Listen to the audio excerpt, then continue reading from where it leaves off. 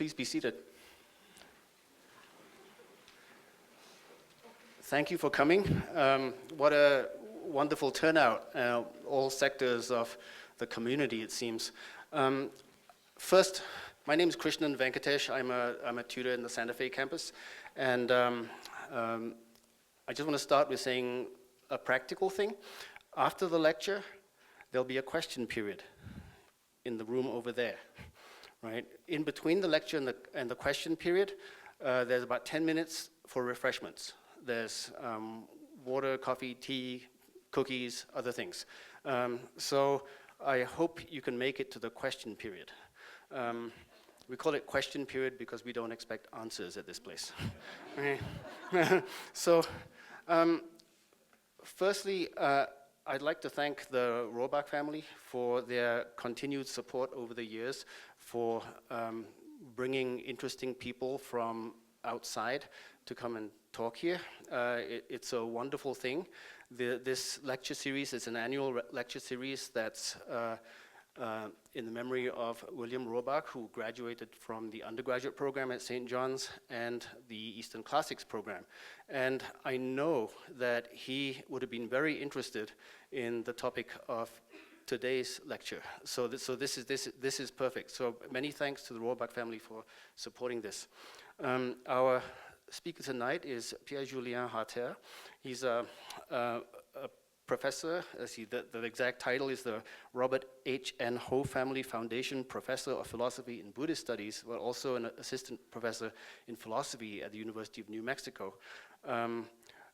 His career spans continents, I can rightly say, from the Sorbonne and the École Normale Supérieure in France, where there's a grounding in classical European philosophy, in the rigor of that training and philology. So very impressive background there, but he's also grown to become amazingly knowledgeable in Buddhist philosophy, particularly the Tibetans. And so Professor Harter has lectured on and written on Plato, Plotinus, Aristotle, Wittgenstein, Spinoza, so exactly the St. John's range of interests, but also, Nagarjuna, Vasubandhu, Tibetan philosophy. So it's amazing that we can find somebody who can bridge these worlds. At St. John's, we don't usually talk about traditions because we're not that interested in traditions, but we talk about conversations. So to find somebody who can bridge the conversations, it's amazing and it's rare. So Nagarjuna has been one of those thinkers in the Eastern Classics program who have really grown on the faculty here. And I think that there's a handful of philosophers in the Eastern Classics program, Zhuangzi, Nagarjuna, Dogen, who for mysterious reasons have captured the attention and the fascination of the St. John's faculty, and thereby also the student body, where we frequently have classes on those authors. And but they're difficult. The way I think about Nagarjuna is the first impression is like David Hume summarized in a sequence of riddles, right? So and so it's difficult. This stuff is difficult. This stuff is difficult. This stuff is subtle. So I'm very, very happy to have somebody here who can teach us how to read them, who can guide us. And I think this is a fantastic opportunity to have somebody who can guide us through very difficult and important thinkers, and who can, as I say, bridge the conversations. So please welcome Professor Harter.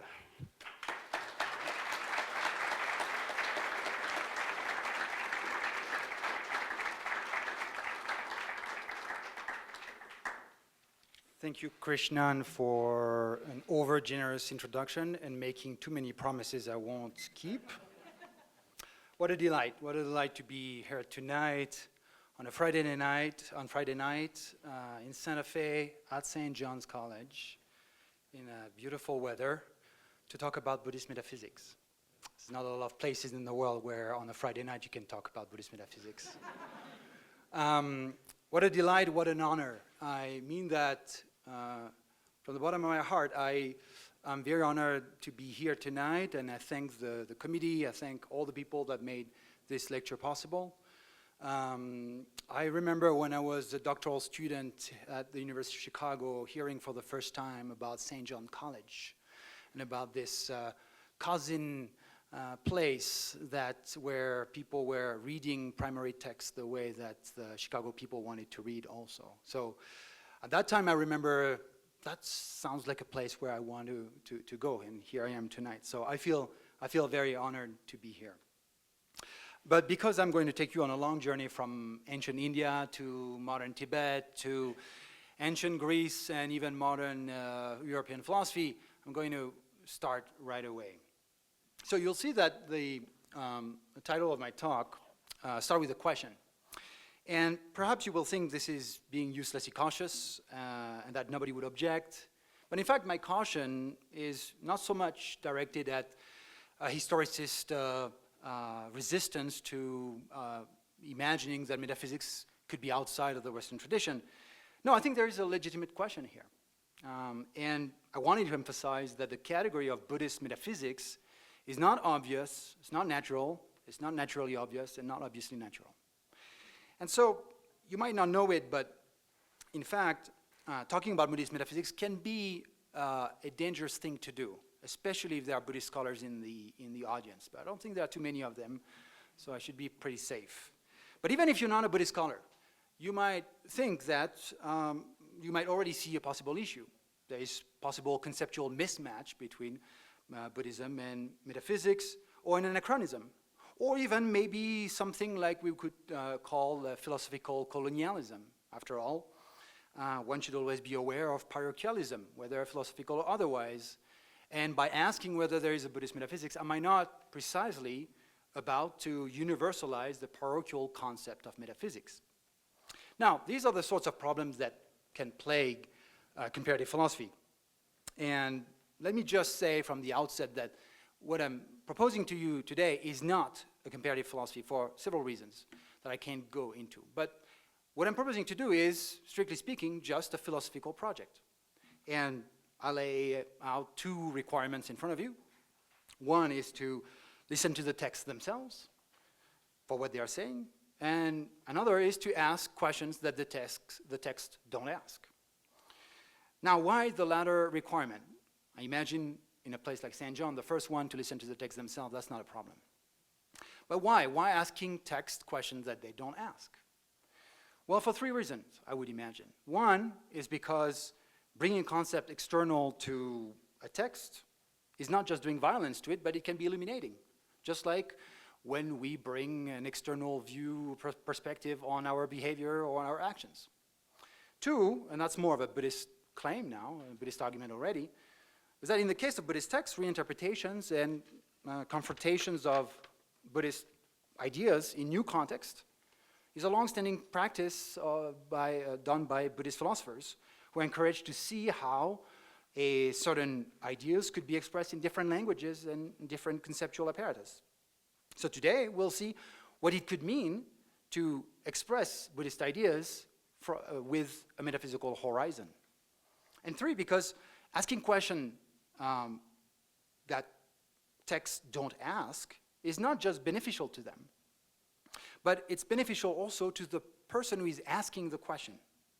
The wager is that metaphysics itself can be enriched if we bring Buddhist text into metaphysical conversation. So, in other words, it's a little bit narrow-minded to think that we should not bring questions that the texts don't ask because it could violate their own terms.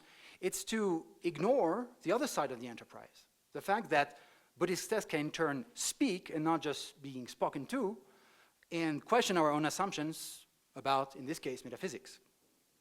So the scope of today's talk is mainly about a certain texts within the Buddhist tradition that spans from India to Tibet called Madhyamika, which means something like what lies in the middle or the middle way, something like that. By the way, you should all have a handout because I know that some people like to actually see the text and come back to them. I like to direct attention to the screen, so everybody should be happy. Now, they were written by thinkers who defended the idea, and let me be being very roughly simplistic for the moment, that nothing exists essentially, which means something like everything is empty, which means empty of essences or empty or intrinsic nature. Don't worry, I'll go back to that. But this is precisely why talking about Buddhist metaphysics might be a problem. There's a long line of scholars that thinks that Buddhist philosophy cannot be metaphysical precisely because it doesn't deal with essences. And you might be wondering why I am taking so much precaution with the word metaphysics. If metaphysics is just a general label for an investigation into the fundamental nature of reality, well, after all, many philosophical investigations fall under this general label. But the fact that Buddhist scholars for several decades have battled over the question whether Buddhist philosophy has metaphysics or not shows that, in fact, the question of metaphysics is more of a substantial rather than a terminological question. And so this warrants the question of today, and today's talk is about substantiating an account of what metaphysics is. In other words, it's the old question, very well alive in the Middle Ages, of the subject of metaphysics, all the way to Quine and even to Karen Bennett's today. So today I want to speak specifically about metaphysics, and wait for the second part of the talk to talk about that, and about specific Buddhist authors. You have their names here. Nagarjuna, his commentator, his closest commentator, Buddha Palita, and all the way to the 19th, 20th century, a Tibetan commentator called Mipam. And I will try to avoid generalities because I also think this is a very important aspect of decolonizing Buddhist philosophy if we stop talking in terms of traditions and schools and so on, but in terms of the individual thinkers and their individual contributions. So the question I want to start with you today is, what does the investigation into the nature of reality by those Buddhist thinkers look like? So that's the first part. By asking this question, I bypass for the moment the question of metaphysics. I want to present to you some of the claims and arguments these authors make about the nature of reality. A few characteristics of their approach will be shown, but what I want to concentrate especially is what I call the double gesture. The fact that a proper account of reality must rely on what they call the two truths of two approaches. And then we will turn our gaze toward the history of Western metaphysics, which I will obviously only sketch in a few minutes, but I hope that the sketch will be accurate enough that I can show what I'm interested most in this survey, another form of the double gesture that already appears in Aristotle and then takes its full expression in the Middle Ages. And finally, I want to use the historical foray into both Buddhist and Western metaphysics to reflect on metaphysics itself, and especially on this feature of the double gesture, to wonder how studying these Buddhist texts could enrich our understanding of metaphysics, not just its content. Obviously, we're going to talk about certain claims and arguments that are going to be different from traditional Western metaphysics, but about the very activity, what it means to do metaphysics in a Buddhist context. And I think here, Buddhist texts have a lot to tell us. So let me get into first Buddhist texts and Madhyamika texts and what they say about the nature of reality. So Buddhist thinkers have long been interested in figuring out what counts as existing and what does not. And in fact, they're very famous for claiming, for example, that what we take to be the most cherished and the most obvious thing to exist, ourselves, does not exist. So obviously, it was important to identify what could count as existing and what does not. And there's a group of Buddhist texts that are called Abhidharma that was precisely dedicated to this project. And many of those texts starts actually by saying that really what is at the heart of the Abhidharma is what they call the discernment of Dharma, the Dharma Pravichaya that you see here, the discernment of Dharma. Now, Dharma, that's a fundamental Buddhist concept that means something, again, roughly, like fundamental elements of reality, essential characteristic, essential nature. Let me just simplify the project here by stating that what the point of Abhidharma ontology was to distinguish between categories of dharmas, sometimes with a precise chart. So for example, here you see I talk about the Sarvastivada school that has 75 dharmas. So they have a list, Buddhist love lists. And they have a list of 75 dharmas. If you have an entity and it finds its place in the chart, it exists. If it doesn't, like the self, it does not. And it just means that the self is just a construction with other kinds of dharmas. So the idea was that if you can identify each type of dharma, you, as what it is, you will avoid confusion in taking what is for what is not. You will avoid taking what is permanent for what is impermanent, what is painful, what is pleasurable, and what exists for what does not exist. So discerning dharmas as thus both theoretical and ethical dimension to be out of confusion and to be out of suffering. Hence, getting clear on their nature, of the nature of dharmas, was key to the Buddhist project, hence why they say discerning dharmas was so fundamental to their project. Now, Madhyamika thinkers were different kinds of thinkers. They were informed, but also in conversation by Abhidharma, and the relationship historically between the two is complicated. But they were not fundamentally at odds with this project. I take it actually to be uncontroversial that Madhyamika thinkers were interested in determining what the nature of reality is, understood as the nature of things, or the nature of beings, or the nature of what there is. And that's that word that you see here in Sanskrit, bhava, which comes from the root, the verb bhu, which does mean to be. And so what exists, what is, or even things, all this can be a translation of bhava. So they wanted to figure out what is a true account, what could count as a true account of what there is or what things are. But what Nagarjuna questioned, and let me now switch to individual thinkers, is the status of those dharmas. How can such an ontology be constituted? This ontology presupposes that each dharma category bears an essence or an intrinsic nature, what he calls a svabhava. So you see, that's the second term here, svabhava. You recognize the first term, bhava. So it's a being, swa, in itself, a being that exists in itself, and a being that is by itself, something like that. And so I'm going to use both of those translations, essence and intrinsic nature. I would prefer to just simplify and use essence, but intrinsic nature is useful because of the way that Nagarjuna plays on the word at some point. So hopefully that will become a little clearer after. So for Nagarjuna, the idea is that a dharma category bears that essence, that intrinsic nature of what a dharma is supposed to be in itself in distinction to other dharmas. So broadly speaking, the term has both existential and essential dimension. It explains what things are and how particular things can exist at a particular time and place. So if I can identify this object in front of me as, for example, a visible form, that's one dharma category for the Abhidharma, very, very famous, rupa, the visible form. I can define it as consisting in shape and color. That's how they would define a visible form.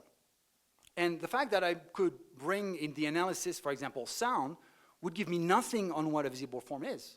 So there's a distinction between the dharmas here, and that's why I can say that the visible form is something that is completely different from a sound, and it has its own nature that is absolutely distinct from the nature of the sound.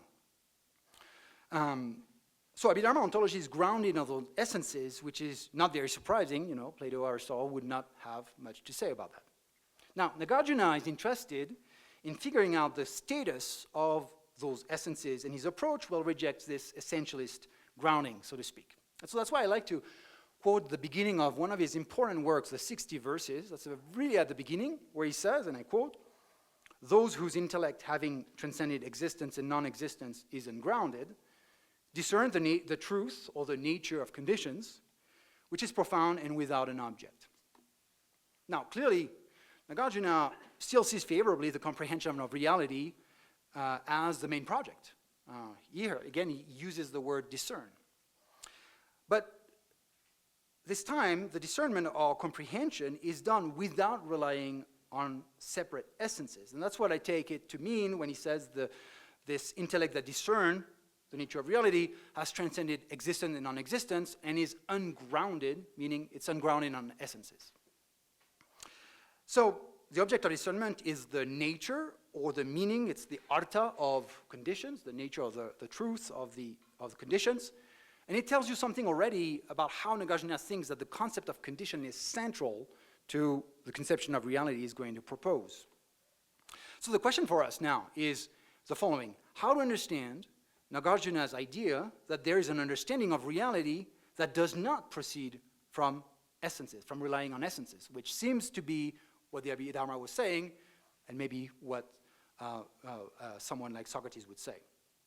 So to do so, let us now turn briefly toward an argument focusing on the concept of essence. And that's in chapter 15 of his major work, the Mula Madhyamika Karika, the fundamental verses of the middle way. And chapter 15 is very useful because it's precisely a refutation of the concept of essence or the concept of intrinsic nature.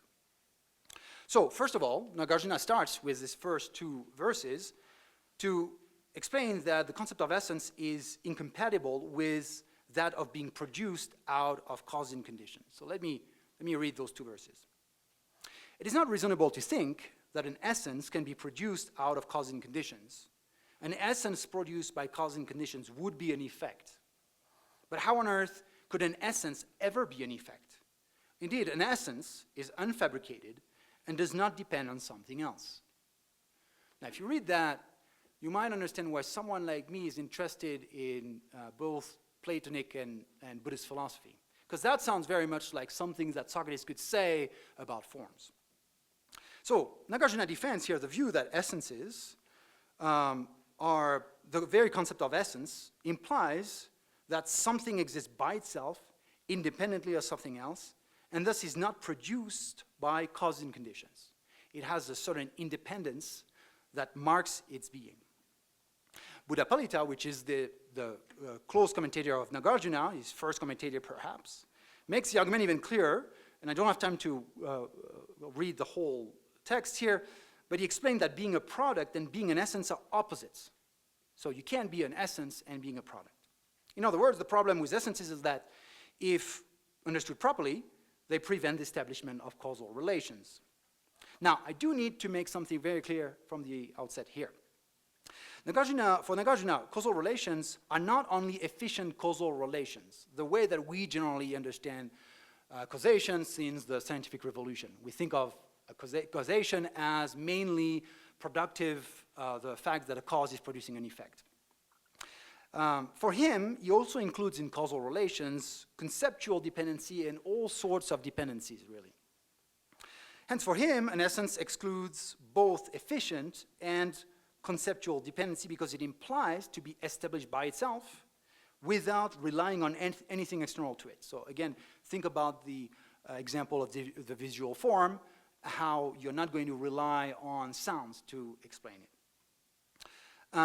And to illustrate that, I'll show just a small text, yes, from chapter 8 of the same work, where Buddhapalita gives us an interesting way to think about those two relationships. Because maybe it's easy to understand, for example, that the child relies as an effect on its parents for being what it is.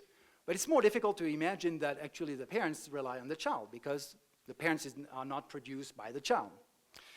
Well, here, Buddhapalita is trying to explain to us that in fact, you want to think that there's a double directions in the dependency. So here he says, I'll read the beginning. The agent, and he's taking the example of the agent and the action. The agent is dependent on action, it endures due to action, and the term agent is mentally imputed and verbally expressed in reliance on the action. Also, its action arises in dependence on the agent itself, and it is mentally imputed and verbally described as its action. So think about an agent and an action, think about a runner and running. It's pretty easy to think that, okay, running would depend on the runner as an agent for what it is, because without the runner, you wouldn't have the running. That's what he says in the second part. But what about the first part? Well, there is no runner either if there's no running in the first place. So the runner also depends on the running, not just here. Here the translation is mentally imputed, that is, there's a conceptual dependency for the way we understand it, but actually in different ways of dependencies that I don't think can be reduced to conceptual dependency, but that will take us too far away. So, just to summarize, the concept of essence here, what Nagarjuna is trying to explain, the argument is that it is incompatible with any kind of dependency, whether efficient causal dependency or conceptual dependency. So since we accept that things depend on other things, then we cannot accept the concept of essence, which is absurd. That's where we get. Now, from that, so remember we are just in the first 2 verses of chapter 15. From that, in a sense, all the dominoes fall very quickly. And I don't have the time to get into the detail of the argument, but that's what you find in verse 3, 4, and 5, where Nagarjuna, and on your handout you have more of the structure of the argument here. After trying to explain that there is no intrinsic nature, that is a nature that would be established within a certain entity, Nagarjuna wonders, well, maybe something is established by an extrinsic nature, and that's why I keep those 2 translations, because he's playing on that. So the idea is that maybe something is not established by an internal basis, but it's established by what exists outside of it. But you probably see the problem already. Since we have already said that intrinsic nature is problematic, an extrinsic nature would be nothing else than an intrinsic nature, but based in something else. So then we can't accept that either. So from intrinsic nature and extrinsic nature refutations, then he gets to the refutation of existing things. They cannot be existing things because existence is generally understood as an inherent existence, and since we're getting rid of intrinsic and extrinsic nature, we got rid of intrinsic existence as well. What about non-existence? Do we get to non-existence now? And Nagarjuna says again, no, you can't rely on non-existence because non-existence is just the passage from existence to non-existence. So if you don't have existence in the first place, you can't have non-existence either. And so, in a sense, once you have understood the first argument, the first 2 verses, everything follows.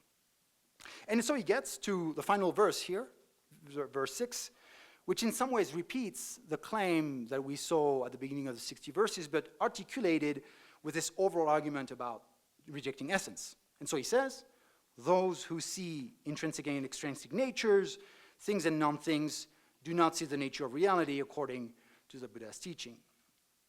This verse clearly indicates that the project of understanding reality is not abandoned. But it does no longer rely on the concept of essences or existence and their opposite. Reality is seen precisely by abandoning these essences. So it's when you get rid of those essences that you can start seeing reality. It is said that reality is empty, and now you should start to see why empty of essences, and thus universal emptiness is affirmed. It is through the vision of what causality dependency implies, that is the absence of essences, that reality can be uncovered. Things exist only insofar as they depend on other things, and to that extent, they could also be said to not exist by themselves. So in other words, if you think that to understand reality, you need to start with the most fundamental pieces of the puzzle and then build your way back to reality, you're making a methodological mistake. You don't start with the pieces. There's no pieces. You start with the whole puzzle. That's how you start. So that's why I understand Nagarjuna, along with many other Buddhist scholars these days, as holding an anti-foundationalist claim in epistemology and ontology and metaphysics. That is, there is no fundamental nature from which you can reconstruct the rest of reality. There is no Cartesian God that holds the whole edifice of knowledge. There is no atomic elements that plays the part of being foundations of reality. And this anti-foundationalism, I take it to be also an anti-exceptionalism. That is, there is no exception to this universal emptiness. Even the cherished concept of Buddhist philosophy, Buddha, awakening, nirvana, all of those also are empty of intrinsic nature. Now, one can wonder if this universal emptiness amounts to universal nihilism. After all, don't we get to the idea that nothing exists by itself, there is no essences? And it is certainly an accusation that Madhyamikas have faced for almost 20 centuries, and that's still something that they battle against. Now, to resist this reduction of emptiness to nothingness, Nagarjuna wrote chapter 24 of his fundamental verses, where he has those 2, probably the most famous verses of Nagarjuna that I put together, even though they're not next to each other, where he's trying precisely to reject this accusation of nihilism. That's really what chapter 24 is about. So he says, without relying on the relational, the ultimate cannot be shown. Without gaining the ultimate, nirvana cannot be attained. What is causally dependent, that is what we regard as emptiness. Emptiness is a designation with regard to that. That's what the middle path is. Now, a small aside, those of you who are familiar with Nagarjuna and Madhyamika texts, you probably have seen the two truths as the conventional truth and the ultimate truth. And here I change and I use the word relational to translate that, to translate samvriti. That's because I want to resist a conventionalist reading of that truth. So if you see relational truth, think I'm talking about conventional truth, if that's what you are used to. Now, Nagarjuna is pretty elusive here, but what he clearly says is that there are two kinds of truth. There is ultimate truth and there is relational truth. And it's pretty clear that ultimate truth is the emptiness of essence. That's what commentators generally agree with. So when we talk about the ultimate truth, it means that just things are devoid of intrinsic essences or intrinsic natures. Relational truth, that's much more difficult, but let's just say for today's talk that it seems that, especially if you look at verse 24:18, it really means something like dependent origination. That is, relational truth or conventional truth is the truth of the way that we generally use language, where we distinguish things, when we can say that things are this way or that way, and not just that we say that things are devoid of intrinsic nature. So you have those two truths. Now, chapter 10, verse 10 seems to be saying we have to distinguish those two truths. If we don't, we get into a nihilistic reading. So make sure you distinguish those two. You rely on one so that you can get to the other. But verse 18 seeks to identify both of those. He says, what is dependent origination? That is, what is relational truth? That is what we regard as emptiness. Well, yeah, because if we understand really what things are in their multiplicity, we understand that they depend on each other. So we understand that they don't rely on intrinsic essences. So that's why we can say they're empty. So dependent origination, that's what we call emptiness. And the other way around. Emptiness is nothing else than us talking about things being intrinsic, being empty of intrinsic natures. So don't think of emptiness as some kind of matrix from where everything would emerge. No, that's not that. Emptiness is rather the idea that everything is always and already empty of things. Emptiness is not something from the past. It's what things are. It's the very nature of what things are. That's why I like to say generally that emptiness is not beyond or beneath the relational truth. And notice that that's often how metaphysics is understood, something that is beyond things. It's not beyond or beneath, it's in between relational things. That's really where we get emptiness. Okay, so the problem is to articulate those two. And here we see, again, to figuring out how we can articulate those two truths from a distinction to an identification. And that's why I want to jump now centuries to go all the way to 19th century, 20th century Tibet, to talk very briefly about Mipam, a Tibetan philosopher, because I think he's one of the clearest philosophers who was able to articulate those two truths. So he explains that the distinction and the separation between the two truths is a first attempt at understanding reality. It's not exactly what you have here. What you have here is what comes after. So you start by dishabituating yourself with the obsession of essences, by deconstructing this full notion. And so first, in a sense, you get emptiness by itself, so to speak. You just concentrate on emptiness. But this kind of emptiness, he calls a partial emptiness. Call that a partial emptiness. An emptiness that is not fully considered as the emptiness of relational things. And the complete account for him comes when emptiness is dialectically related to relational truth. And the relational is understood as such when all essences are evacuated from it. So a complete final view of reality is when the two truths are not apprehended separately, but together, that they qualify the same reality. That's why you can see here, the first sentence he says, the two truths are two distinct aspects of a single reality. So when we are talking about the two truths, they qualify the same thing, they're not qualified to two different things. Or, in the last sentence, this nature, which is established as the indivisibility of appearance and emptiness, is the ultimate truth in itself. And you see here, he displays the ultimate as not being identified just with emptiness anymore, but emptiness is part of the ultimate nature, which comprises both emptiness, and the appearances. So he has made a move here, very important, to try to understand, to try to articulate those two truths. In epistemic terms, it means that the two truths are no longer understood successively, one after the other. But in the same cognition, the relational appears and emptiness is understood as it appears. Hence, Mipam's final take on all this is that an account of reality needs to safeguard this double gesture and not let one truth dominate the other. We can both recognize the causal dependency of things, whether spatial temporal things or logical dependency of categories, and understand that this causal production is not supported by ultimate natures. And so metaphysics, I will argue, is when both of these considerations are maintained and requires both gesture. But before I can say so, I need to get to metaphysics. So that's where I get now in our second section. So let's look, we're shifting gears now, and we're going to look at the history of the constitution of metaphysics in, as it was elaborated in Greece, and then in the Latin medieval ages, and finally in the modern period. And to give an idea of what we're looking for here, I want to show how in the history of metaphysics, what I call the double gesture is also at work.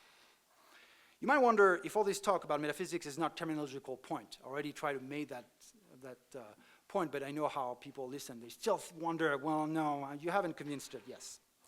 So I want to start by emphasizing that the term metaphysics is not an innocent term. It fell into disrepute in the 19th, 20th century, both in the continental and the analytic side of philosophy, precisely because it represented something substantial and definitional, and not just because it meant something like the general account of reality in its most general aspects. So I propose to proceed historically to recover the project that resulted in the Constitution of Metaphysics, and I apologize already because that will be old news for some of you, I know.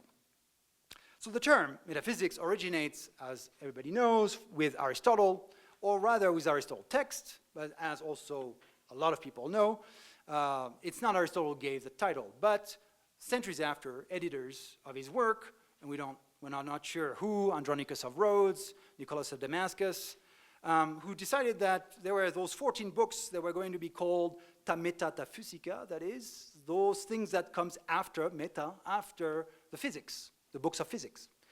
And so either it meant like literally on the shelf what was next to the physics books, or pedagogically what you need to read after the physics. I'm told the freshmen here were just reading Aristotle's physics, so now you're good to read those 14 books of the metaphysics. Now, there are good reasons to think that this editorial decision was not arbitrary. Yet finding a unity between those 14 books is very famously difficult. Aristotle's thought goes in many directions, and sometimes it obviously contradicting itself. But among the number of questions that Aristotle deals with, at the beginning, in the first book, something dominates about the science that he's looking for, the science, the episteme, that he also translates as wisdom. And he goes in different directions, but just to summarize here, we could say that there are 4 fundamental directions to think about what this science could be. And so he says, 1, that the science could be the science of being as being. I'm sure that a lot of people have read that sentence.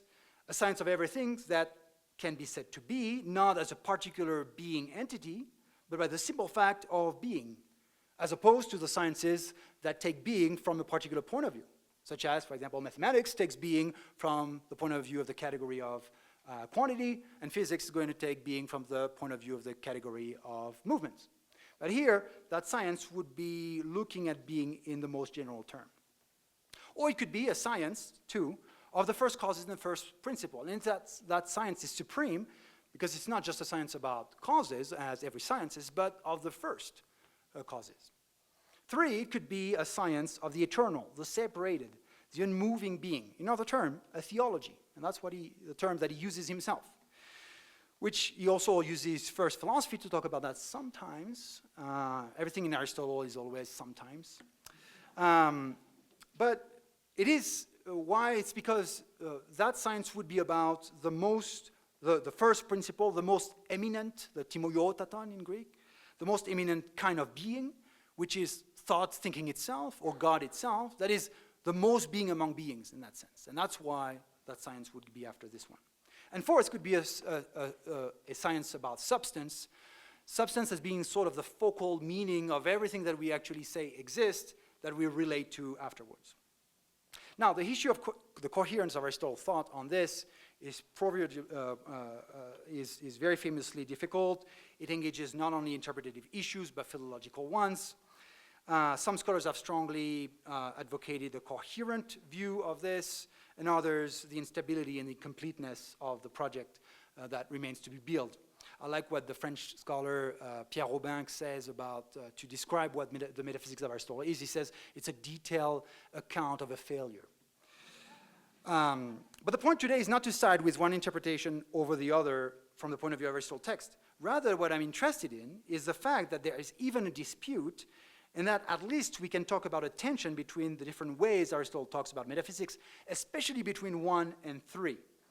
Being can be this most general property, or nature, shared by all beings, or it can be manifested in one particular being, God or the thought thinking itself, as being the most being among beings.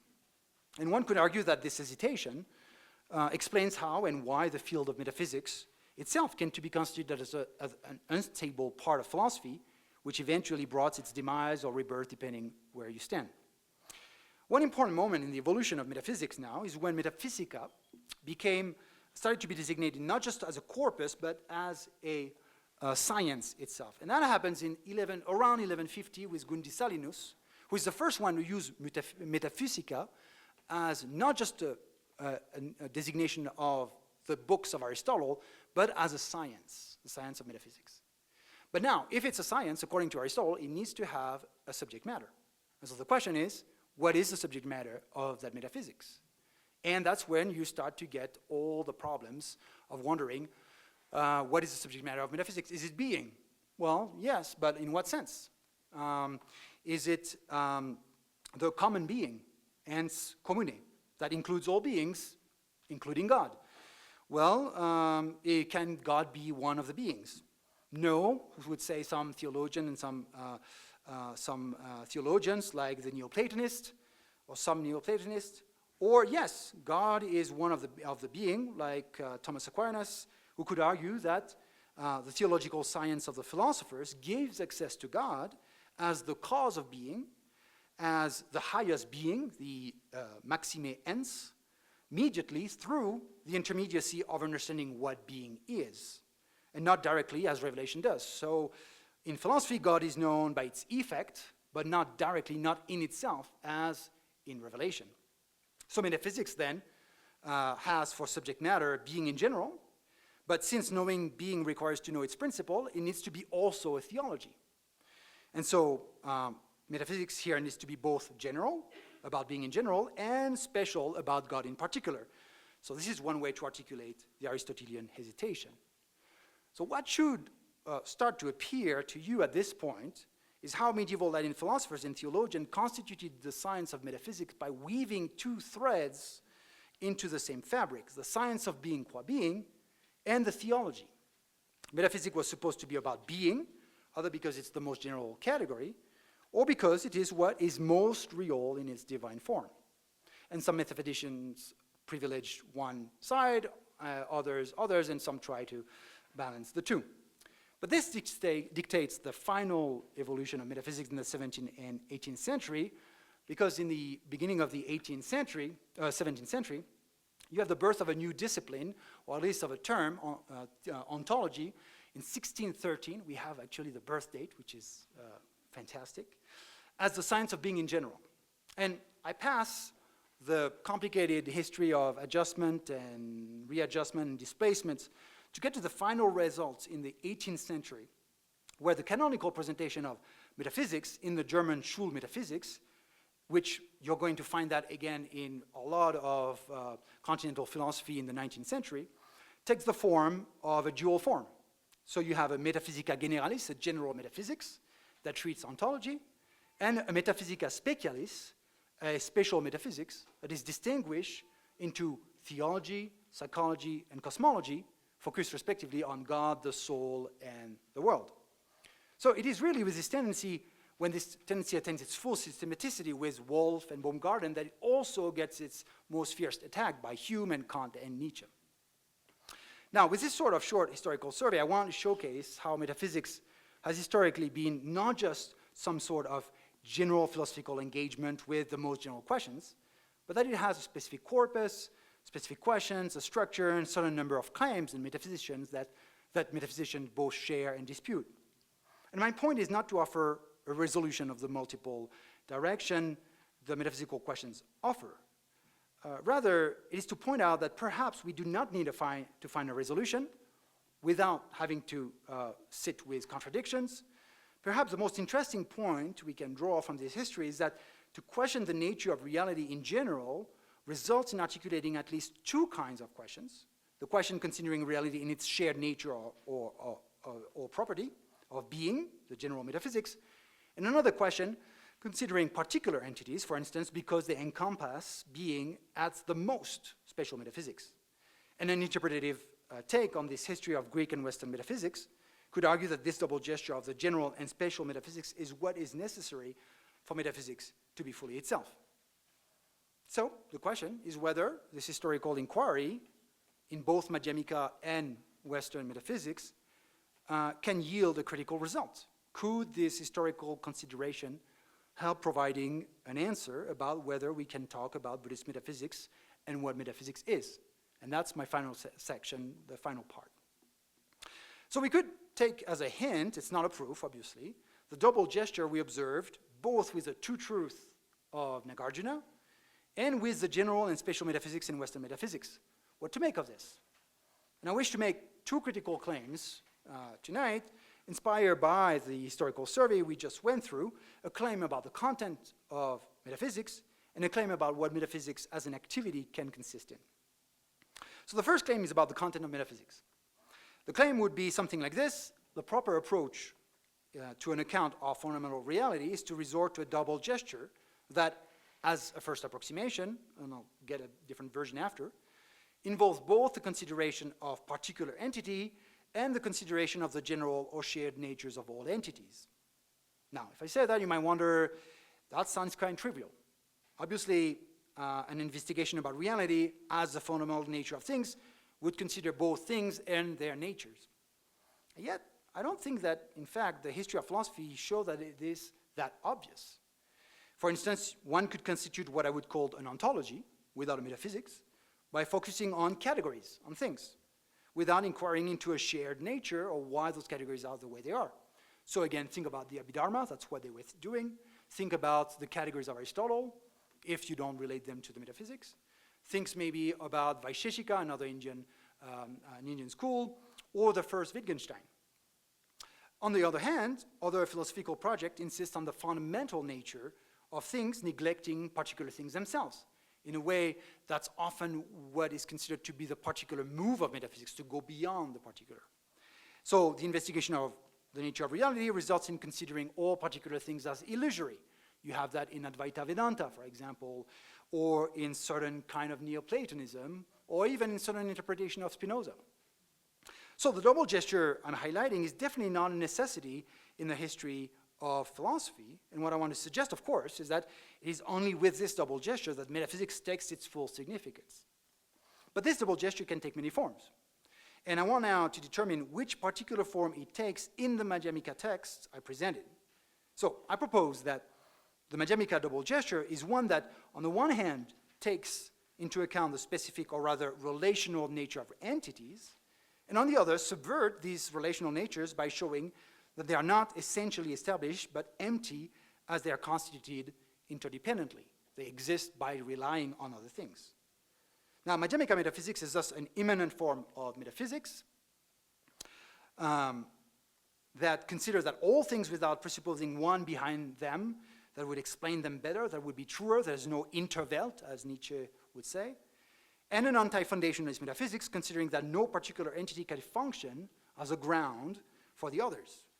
So Madhyamika metaphysics thus opposes medieval metaphysics in rejecting the idea that some specific beings like God or the soul can be viewed as more real or more existing than other beings, and thus as their foundation.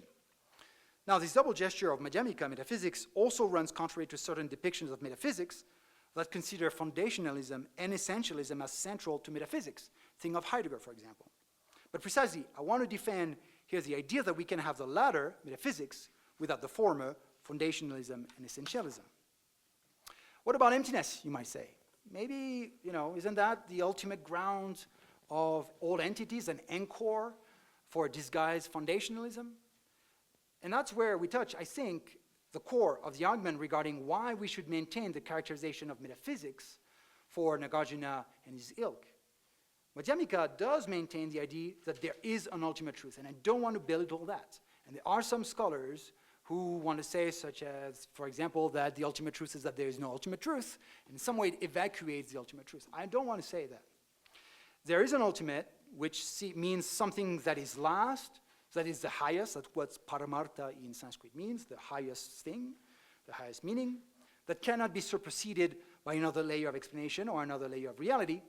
But this ultimate is not a foundation from which everything results. It is not a matrix. It is not a Big Bang. It is not a creative origin. So you can't take emptiness and think that you can reconstruct the world with that. It is the very nature of things, of what it means for something to be empty of an intrinsic nature and to rely on other things. So Madhyamika metaphysics does not try to escape the particularity of things. It rather takes its foothold on things to be able to formulate emptiness as their very nature, as what it means for something to exist. One can only understand the emptiness of essences if one understands how things exist in interdependence.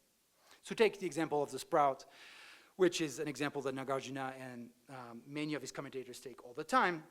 What does it mean to be a sprout? You are not going to understand what a sprout is by trying to find the intrinsic nature of the sprout like the ridiculous physicians of Molière. No. You're going to understand what the sprout is if you refer back to the seed and maybe to the plants that come after.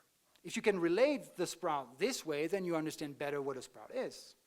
So realizing what it means to be a sprout is to understand that there is no intrinsic nature of the sprout. That's the negative side of the coin, so to speak. And to be interdependent with other things, that's the positive side of the coin. And by determining the double gesture Madhyamika resorts to, I try thus to determine the specific kind of metaphysics that Madhyamika proposes, immanent, anti-foundationalist, and yet still metaphysics. Now, besides the specific determination of the content of Madhyamika metaphysics, I think it is worth going one step further to characterize the kind of activity that metaphysics is, thus understood for Madhyamika authors. For Nagarjuna, metaphysics is not merely an activity that we do secluded in our offices or in the room of our monasteries, but of course, that metaphysical accounts, they do require technical activity, special tools, special idioms, and so on. But metaphysics is also, to use now a definition of metaphysics found in Kant and Schopenhauer, tracking a natural tendency of the human mind. For Kant, metaphysics is a tendency of transcending the limits of experience by entertaining the contradictory requirement of providing an unconditioned account of what is conditioned by space and time, for example.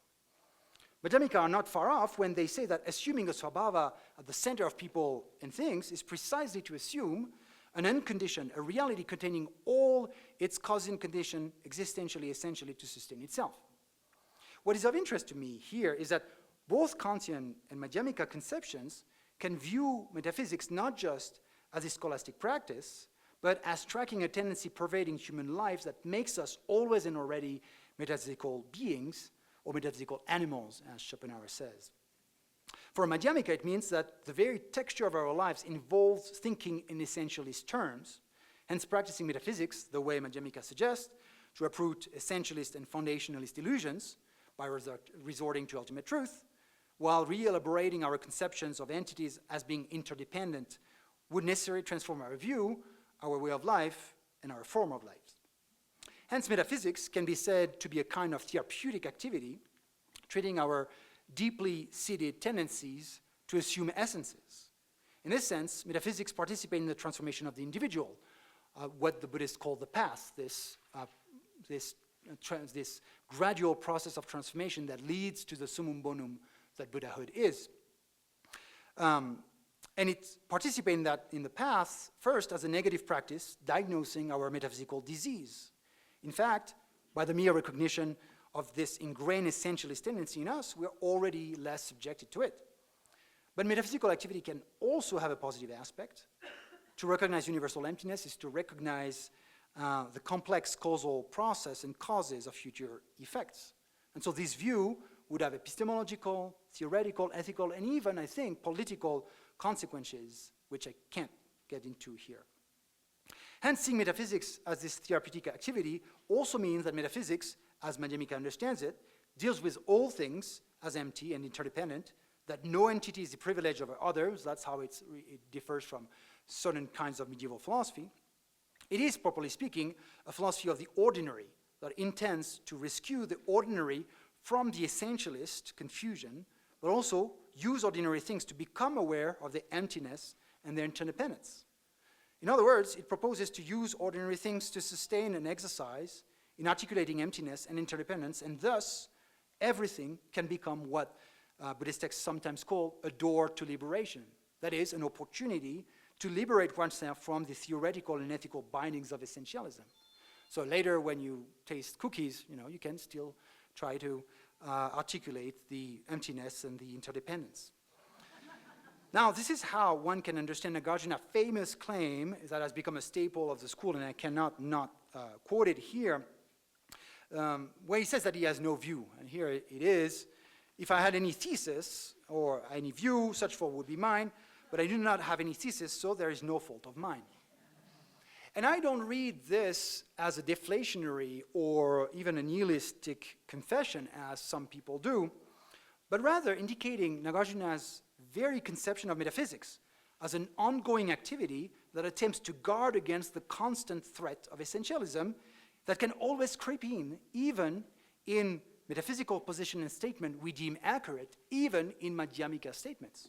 So the problem is not the position itself. It's the philosophical self-satisfaction to rest in a position. To guard against this pitfall, the path follower should pursue the conceptual work of debunking such tendency, of uncovering essentialism and exploring the causal dependency between things. Thus, we arrive at the final sense of metaphysics. To recap, metaphysics tracks a deep tendency, it's a therapeutic activity, and an ongoing activity of recovering the empty and interdependent nature of things. Granted, this activity presupposes, again, the work of elaborating metaphysical statements about reality as accurate as they can be, but Madhyamika thinkers also understand this conceptual work to presuppose and lead to an epistemic ideal. And here I'm using a concept from Robert Pasnall, the historian of medieval philosophy. In other words, metaphysics is not just the scholastic practice of writing great metaphysical treatises, but it is.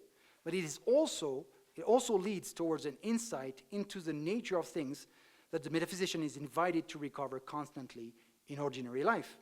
And this is why I situate metaphysics on the path, that is, on the process of transformation that an individual is supposed to undergo to liberate itself from suffering.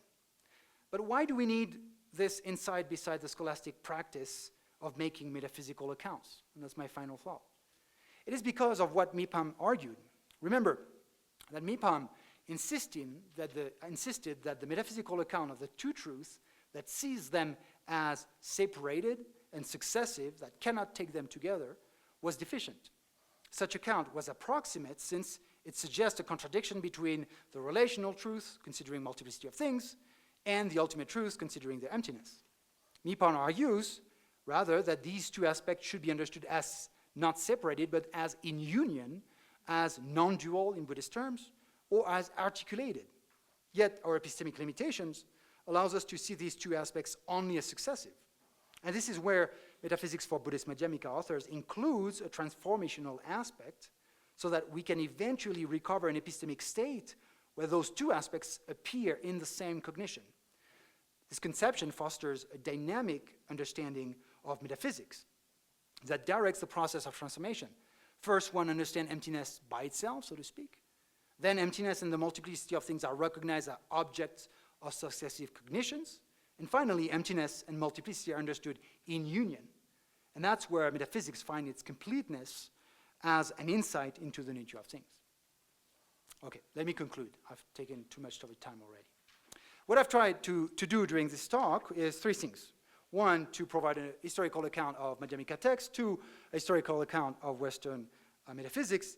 And three, to give a critical point about metaphysics as an articulation of a double gesture. And to give a more general philosophical background, I see this whole project as keeping in touch with a certain rehabilitation of metaphysics and realism in the past 30, 40 years in contemporary metaphysics, both in analytic and continental philosophies. And I think Buddhist philosophers have something to contribute to contemporary conversation about metaphysics, but my hope is that this conversation can be renewed by engaging in an actual, honest, global approach that will speak to the legitimate aspiration of philosophy in general and of metaphysics in particular to be universal discourses, not just as a pious wishful thinking, but by doing the hard work of bringing texts from different traditions together, rubbing them against each other and see what kind of thinking could happen. But not just thinking. The end of the talk that tried to emphasize the idea that metaphysics is not just some sort of abstract theoretical discourse to be done by professional philosophers in the solitude of their ivory towers. Don't get me wrong, I love my ivory tower. But metaphysics can also be seen as a specific kind of activity that has consequences on the kinds of lives we can live. What I wanted to convey is that Buddhist metaphysics should not be understood as an isolated discourse, but within the overall economy of the path, the gradual transformation that leads an individual towards the summum bonum of Buddha. So to think of the nature of reality speaks directly to the way we see and engage with others and with things in the world, as well as how we see ourselves. And this expression itself is telling, actually.